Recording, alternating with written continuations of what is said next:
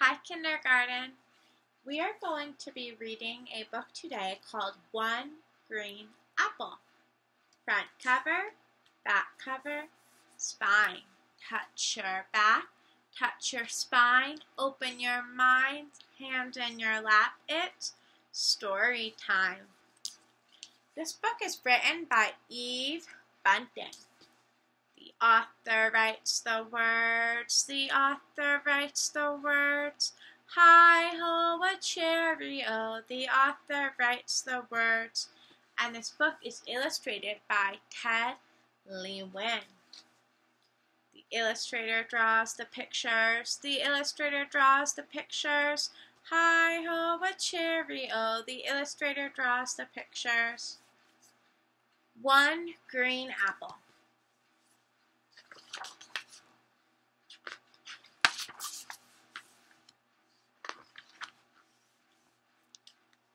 This is my second day in the new school, in the new country. There are to be no lessons today because we are going somewhere. Other days will not be like this one. Tomorrow I will go again to the class where I will learn to speak English. Mother drives us to the start of an orchard where a hay wagon is waiting.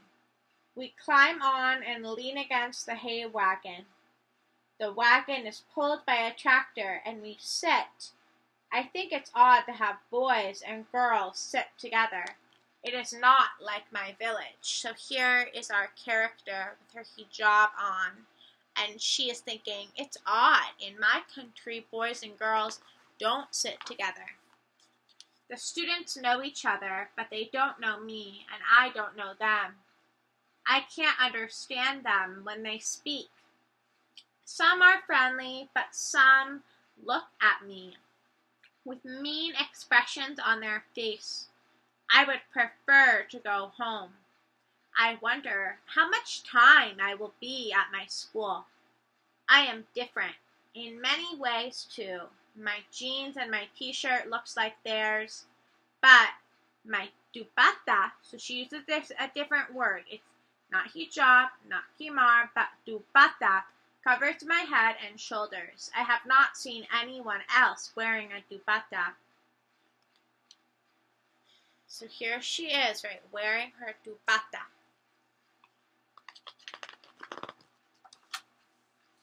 The girl who sits next to me smiles and points to herself. Anna, she says. Farah, I nod and say, Farah is my name. Then I take across the field and I look where there's cows. I am tight inside myself. 3 dogs come and run in front of us. So here's her meeting Anna. We stop at a place where the apple trees bunch together. I find out we are to pick fruit. 3 dogs are eating the apples. Crunch, crunch, crunch. So here are the dogs eating the apples. Our teacher gathers us around her. She talks to the class, then she looks at me in a kind way. 1, she says. 1. I am only to take 1 apple, as the other students have done. I want to say I understand. It's not that I cannot. It's just that I do not speak that language yet.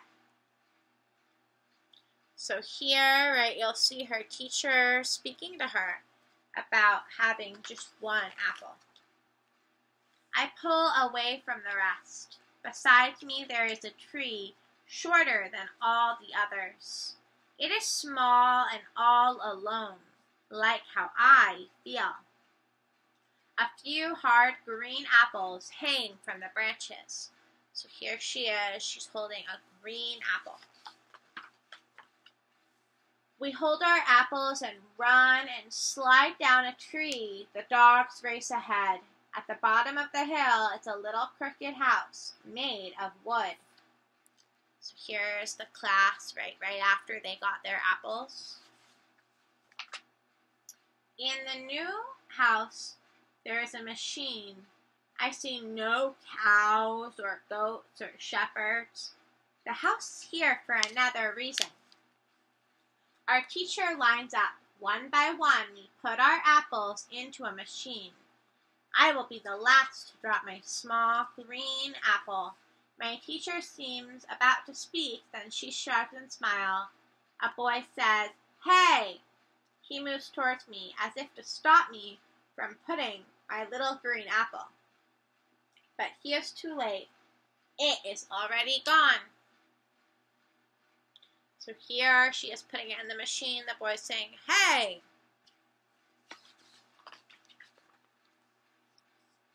The apple blades inside the machine chop up the apples. Ka-chunk, ka-chunk, ka-chunk. The students begin to push the handle. The skin and the pulp stay in the bag while the juice flows through. What do you think they're making? They're taking the apple, they're smushing it, and they're getting that juice out. What do you think they're making? I think I know. Let's see. Anna calls and waves me to come beside her. A boy makes a place for me. I am happy. We push and push. It is hard, but we are working together to do what we can. The juice drips out. Drip, drip, drip. They're pushing their juice. Drip, drip, drip. Have an idea what they're making? Our teacher has brought us paper cups. We line up and drink. Apple cider, Anna says. That must be what we're drinking. I say the words inside myself where I can't be heard. Apple, she says. The other word, cider, is a little hard for her. Our teacher is speaking. She is holding out a bag for our cups and makes signs that we must get ready to leave. So here she is drinking the apple cider. Anna sits next to me. There's a boy on my other side. Jim, he says, and points to himself. I nod. Jim, I say silently. So here they are. You can see them. Jim, Anna, her, all riding on the hay, near the tractor together. Jim pats his stomach, and a belch jumps from his throat. Everyone laughs. I do too. Laughs sound the same like at home. She's liking being able to laugh with her new friend, even though she doesn't speak that same language. Apple, I say. Anna claps. I smile and smile and smile. Here she is, smiling. It is my first outside myself word. There will be more.